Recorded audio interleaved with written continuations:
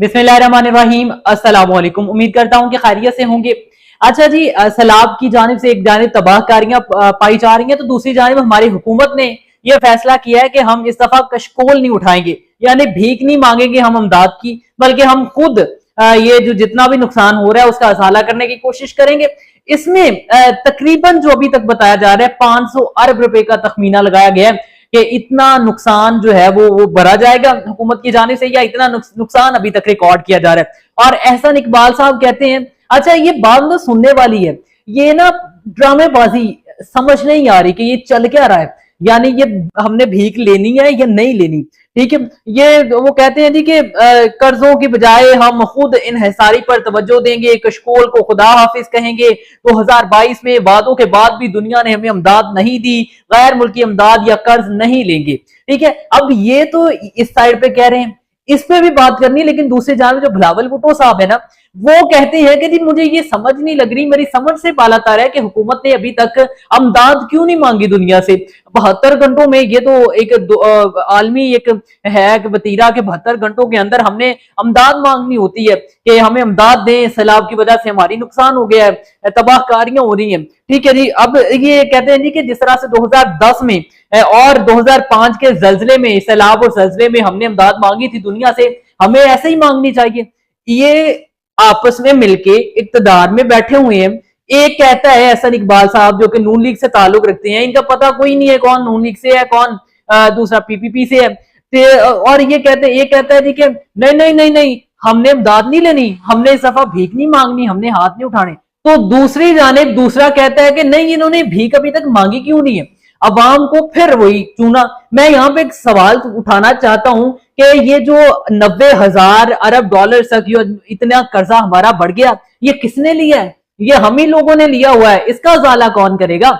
इस पे कौन सवाल उठाएगा कि भाई ये हमने कर्जे लिए हैं, ये कर्जा हमें नहीं लेना चाहिए था, हम खुद एहतसाबी के तौर पे, हम खुद इन्हिसारी के साथ हम ये कर्जे उतारते, लेकिन हमने ऐसा नहीं किया, बल्कि हमने उल्टा जो है वो अवाम को बुद्धू लगाया। पिछले पता नहीं कितने सालों से हम ये सुनते आ रहे हैं, नहीं नहीं नहीं, इस दफा कर्जा नहीं लेना हमने, इस दफा हमने खुद उतारना है। और इधर से अवाम की जो ऊपर वाली तय है चर्बी की, वो भी खाड़ी जाती है, और इधर से फिर कर्जा भी ले लिया जाता है। इधर से कहते हैं कि मैं मांगने नहीं आया, मुझे आपने खुद देना है, मैंने ऐसे नहीं करना, बल्कि आपने मेरी जेब में खुद डाल देना है।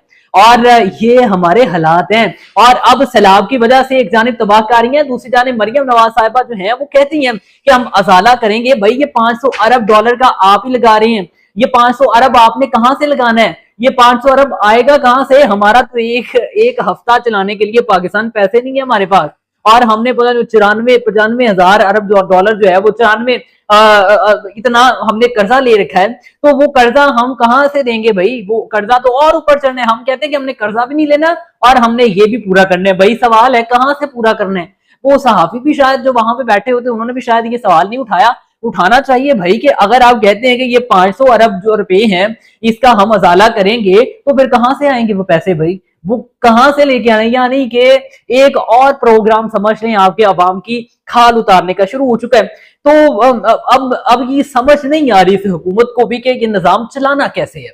आज ये पाकिस्तान और इंडिया का मैच होने जा रहा है और एक कड़ा टाकरा है, और आपको पता है 7:30 बजे ये जंग के बाद पहला टाकरा है जो कि पाकिस्तान और इंडिया के दरमियान होने जा रहा है किसी भी चीज में। और इसमें आपको पता है कि हमारी जो पाकिस्तानी टीम है उसने तो यंगस्टर्स खिला दिए, यानी जिसमें साहिबजादा फरहान है, और उसके बाद साइम अयूब है, और उसके बाद फिर दीगर लोग जो मौजूद हैं।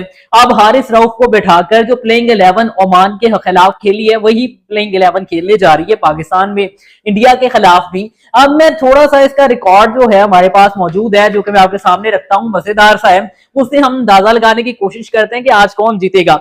सबसे पहले तो 19 मैचेस हुए हैं, और 19 में से पाकिस्तान इंडिया के दरमियान 19 में से 10 जो है वो कामयाबी के साथ इंडिया जीता है, और उसके बाद पाकिस्तान ने उसमें से 6 विन किए हैं। और 2022 में आखिरी मैच था जो पाकिस्तान ने विन किया था, और उसके बाद भारत 8 बार एशिया कप जीत चुका है, जबकि पाकिस्तान सिर्फ 2 बार जीता हुआ है। तो यहां से अंदाजा तो हम लगा ही रहे हैं कि इस टाइम कौन जीतने वाला है, लेकिन खैर दुआ गो है कि पाकिस्तान की जो क्रिकेट टीम है वो अच्छा खेलेगी। जैसा कि हमारे कप्तान ने, जो हमारे न्यू कप्तान है, उन्होंने कहा है कि जी हम जो है वो ये नहीं देखेंगे कि कौन परफॉर्म नहीं कर रहा है या कौन नहीं कर रहा है, एट दी एंड हम रिजल्ट देखेंगे जीतेगा कौन। तो अब हम थोड़ी सी तनकीद साइड पे करके सिर्फ ये देखेंगे कि आज पाकिस्तान और इंडिया का मैच जीतने वाला कौन है और किसके सर पे जीत का सहरा सजता है और किसके सर पे हार का सहरा सजता है। अल्लाह हाफिज़।